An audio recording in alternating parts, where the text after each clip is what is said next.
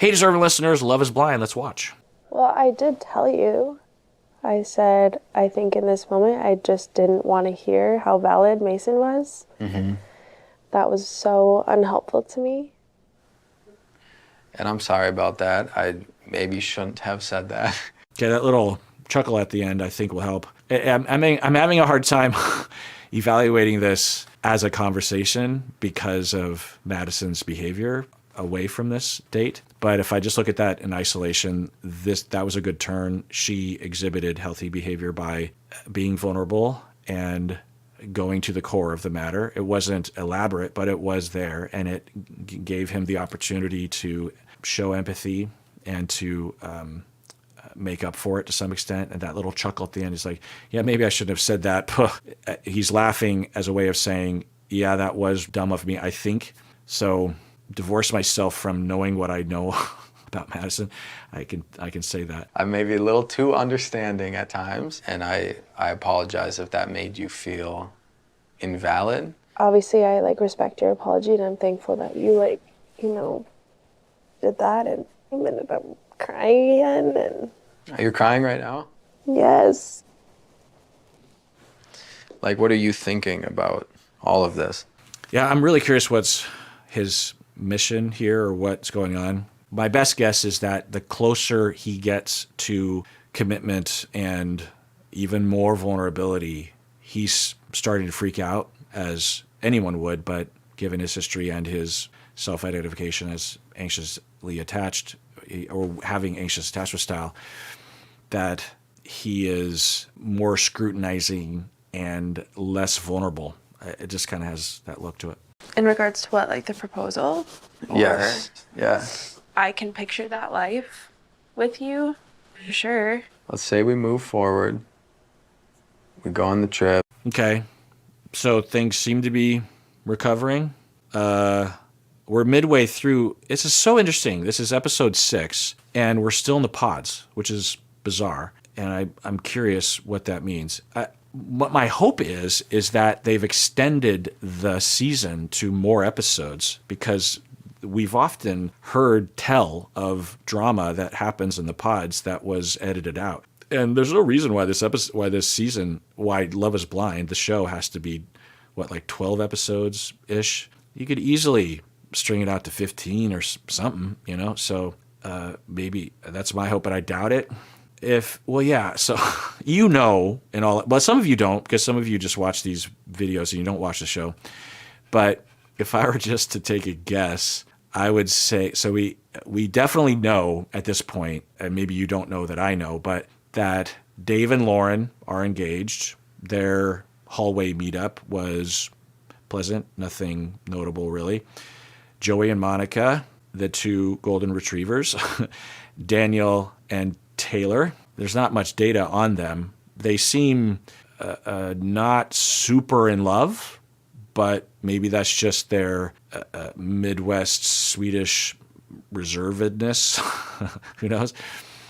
Devin and Virginia, similarly, they don't seem super in love. Who knows? And then Ben and Sarah seem legit in love. In fact, when they met in the hallway, electricity, it looked like chemistry. So I think they're going to have fun at the getaway. In terms of drama potential, we still have Dave and Lauren. And if Alex and Madison don't make it to the next phase, then that, I think, would explain why there's so many episodes of the pods, because there would be limited drama moving forward. Maybe the producers of the show will avoid the Midwest from now on, because Minneapolis and that region, people are too reserved. We need fiery people from Washington, D.C. and Texas and Seattle. I don't know. I mean, Seattle's not known for that. It's actually quite the opposite, but maybe more so than the Midwest. Anyway, things seem to be recovering, but we still have half of the episode left to go, and these are the last two people that aren't engaged. So I'm guessing that we still have a lot of drama to get to between these two, or that Second half of episode 6 is at the getaways, which doesn't seem likely. I'm scared to think about those things with someone who could not be my person. I feel this like really big hesitancy from you. The only reason I'm hesitant is the communication. Like, I have no other hesitations. Like, I really feel so good when I'm talking to you. Okay, they're playing the ominous music, so I don't know what that means, but he's saying my only hesitation, and very healthy for her to just state what she's worried, and that is very likely what's happening for her. She could have avoided that. She could have just said, okay, let's move forward, even though she doesn't really feel secure, which is understandable given his demeanor this whole date. And she calls it out. She says, because they were starting to talk about the good times and about engagement and everything. And she's like, yeah, I don't really feel connected to you, right? Or I can't remember how she worded it, And then he says, well, it's the communication. And I wonder if he'll elaborate. He's kind of elaborating, but I'm guessing he's a little flooded and he doesn't even really know what the problem is. And if I were to guess the problem, it's that he is triggered by her explanation and behavior with Mason, and he didn't hear anything reassuring from her. And when he attempted to talk about it, she got a little, like, tiny bit prickly, or at least wasn't saying the things that he wanted to hear. So I think that's what's going on. I can't sit here and promise you that we'll never disagree on anything or fight about things, but I think how you choose to stay and how you choose to work it out is like the biggest thing. Like, I think you're trying to avoid all of those things, and that's really unrealistic. Can you reassure me, like, that we could communicate effectively? I'm not a fan of this line of questioning. It puts a lot on her, and I don't think she's in the mood. So he should be doing some of the work here, or being more specific, or reassuring himself that there's no way to be reassured in this moment, because how could he be? There's no way to know. He is exhibiting that worry. And, Effectively, I think that's like the piece that's missing here. I can reassure you. So to use this as a jumping off point, they both show a lot of health, especially given their histories. They have a lot of self-awareness, and I've said this before, that these two have some of the most healthy, overt behavior and conversations when it's just the two of them. When there's tension and there's this uncertainty, she has a very good ability to go toward the core, which is the things she's already said. He, in this moment, is not. He is putting it on her instead of, and he could still ask these questions, but he's not showing what she's showing, which is to say something like, well, right now, I guess I just feel really scared about our future because of what's been, I mean, he kind of said that, but he didn't emphasize the humanity in that. So I'll just contrast that, whether or not that says anything about them or Alex or whatever, but you can use that for yourself, of that when you are in a tense situation, if you can do this at least a third of the time, you're way above average, that you remind yourself, okay, what am I hurt by, and or what am I afraid of? And we're typically afraid of being hurt. So just have that heuristic and say, what am I hurt by, and or how am I afraid of being hurt or rejected or criticized or disrespected or left or cheated, whatever. It's all just forms of rejection and being left alone and being judged or whatever. And as a way to practice for that, you can look back to your most recent conflict and do that for yourself if you weren't able to do it in the moment. The more you do that, practice makes perfect. Literal circuits are made more robust in the brain, so that when it comes go time, you're able to do it. This is what people, we don't approach it like this, which is weird, but when an NBA player wants to hit a basket, like, a free throw or some kind of layup or something, they practice, right? And they can't think about it. They have to do it from a muscle memory, right? That's a phrase we'll use.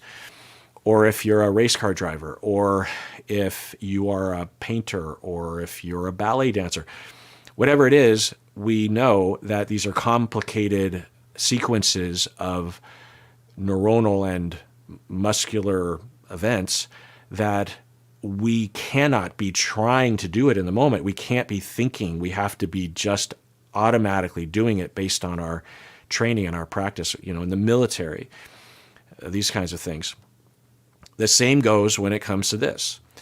We need to have them be automatic muscle neuronal memory actions that we have done so many times, such that in the hour of need, under all of that stress, that training will sneak through. If you ask anyone that does, first responder work, or they're in the military, or you're a stage performer, everyone will say that you need to have it down so well because there's going to be so much stress in the moment that it just happens automatically without even thinking. And it applies to this too, particularly if you have a hard time with it. So the same practice applies that you practice in between the games. And the games you consider to be the moments where you're under that tension.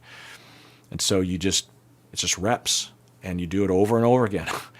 That's what I do, and that's what I do with my clients, and I recommend doing that. That I will always give you my best and do my best to communicate with you. But I can't promise that it's always going to be good enough for you. I can't promise we're not going to misunderstand each other. I can't promise I'm not going to just need to take 5 minutes. In the pods, you get the best versions of us and you get the worst versions of us. So I don't know what Alex is looking for. She's kind of repeating herself, and maybe this will reassure him, but I think historically, based on this conversation, it won't. I don't think he even knows what he's looking for, because how can she answer that question? She's answering it as best as she can. She's saying, we're going to have some ups and downs. That's just what's going to happen. So I don't know. Maybe she could ask, what exactly are you wanting me to say, or what reassurance are you looking for? So you kind of see all the ups and downs. It's if that's enough, then that's enough. If it's not, it's not. I think a helpful thing for her to say, and or for him to say, or to ask for it, would be, how much do you care to work? I think that might help to talk about, because if they both say they very much care enough to work and to try and to recover as quickly as possible, maybe that would reassure him. But then there's another part of me that's thinking, is this relationship even advisable, right? It's the promise to do my best. Mm-hmm. Definitely believe that. It's just something that scares me a lot, Madison. And I think at this point, it's a pretty big jump. You don't think we can get there? We're not at a point to get engaged. Wow. Yeah, well, that explains his whole attitude this whole time. I don't know if I'm a big fan of how this played out, but it's hard to know what would have been a better way. He was pretty explicit about where he's at. I mean, it wasn't super explicit, but he basically was saying this with lesser words and more tentative. But yeah, okay. There's a lot more to go in this episode, so maybe they pull out of the. For some reason, I very much selfishly hope they do, because I want to see them in person and see how that goes. I could see it going well or neutral or horrible, and I'm curious. So, are we running into another Leo Brittany scenario where we're not going to get a chance to see them beyond this point?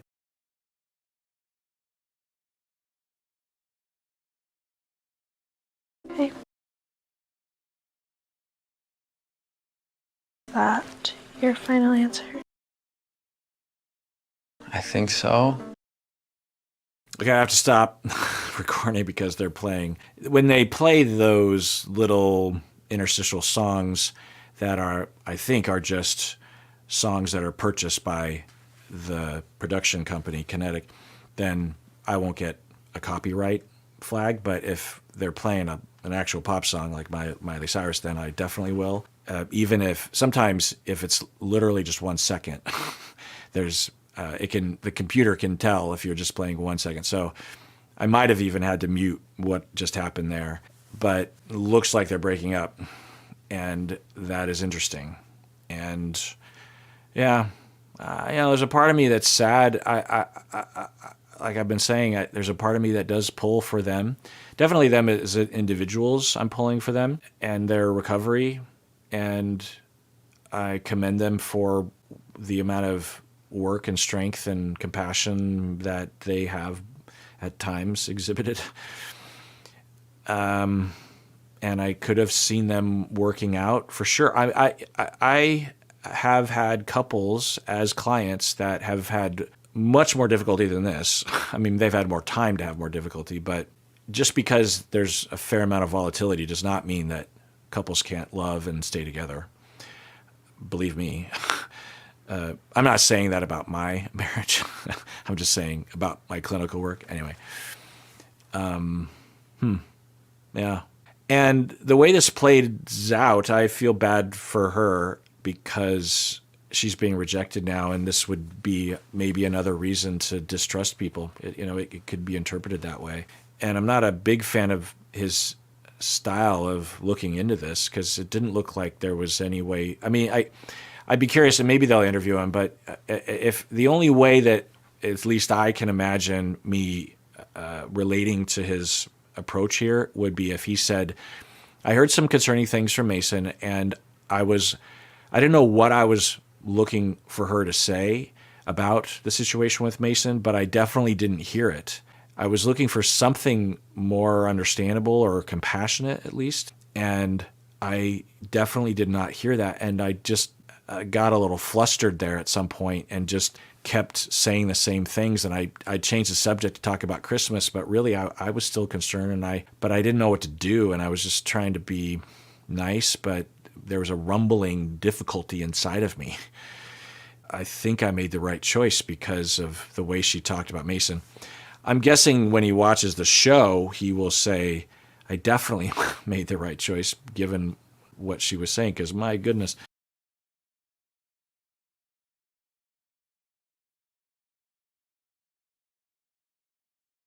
It's really hard to make this decision.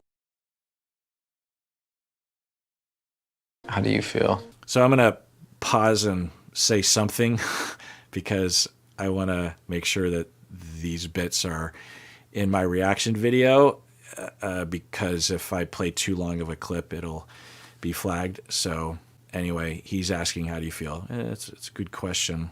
Yeah. He's well, I think he's breaking up with her, right? I feel sad. Like, I came here to find this, Yeah.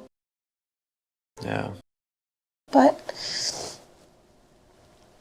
I want someone to be, sure about me.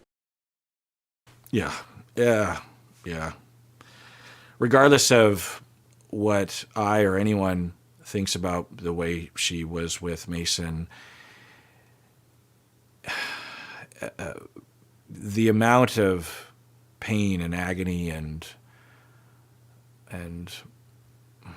just all the things that you could imagine that she would feel, past, present, future, it is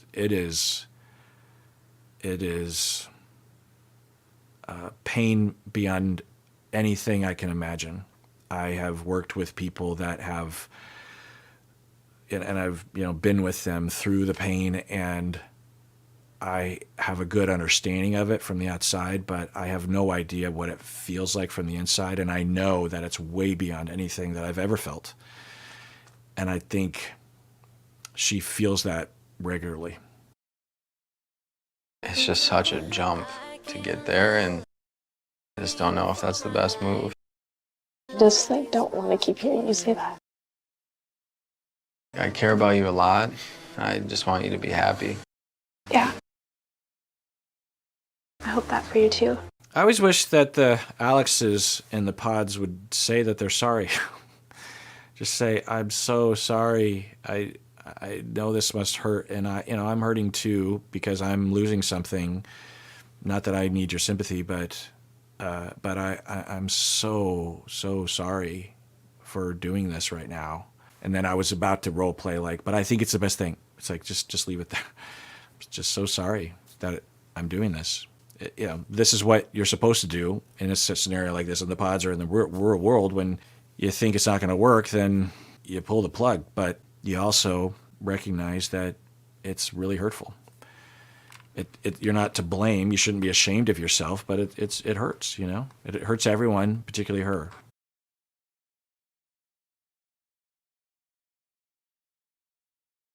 So I'm probably having to mute all that because of the song Wrecking Ball, but does this mean that the show Kinetic, the production company, and or Netflix has enough money to pay for the big songs? Because in the beginning of the season, they were playing a song by REO Speedwagon. I can't imagine that was too expensive to purchase. But then there was also the Belinda Carlisle song, which again probably wasn't too expensive. I imagine this song wouldn't be cheap. So just a side note on that. But anyway, I don't know if you noticed that or if you heard because I had to mute it, but she came into the lounge and said, I'm not feeling right about this and I'm going to leave. And then everyone was like, oh, love you, sorry, maybe they think she's saying I'm going back to the hotel. I would have thought that if she had closer friends that they would have went up to her and said, how are you, so I don't know if this is some sort of sign that she wasn't super close to anybody. I don't know if I can remember if she was close to anyone, but usually they are close to people, so maybe they're just respecting her space. All right, well, so I want to remind that in the comments section, if you can refrain from spoiling things beyond the video that I'm watching in the moment, because if I'm going to go to the comments section, I don't want things to be spoiled for me. One, and you can always highlight. There's a way of hiding spoiler information. I can't remember exactly how to do it, but I think there's some way. The other reason is because some people watch these videos and they don't watch the show. They just watch these videos, so they don't want things spoiled as well. There's a way you can comment in a way that is getting your ideas out without necessarily spoiling things. And of course, there's ways of obscuring spoilers, but anyway. So thanks a lot if you do that. Just a little reminder. And everyone out there, please take care of yourself because you deserve it. You really, really do.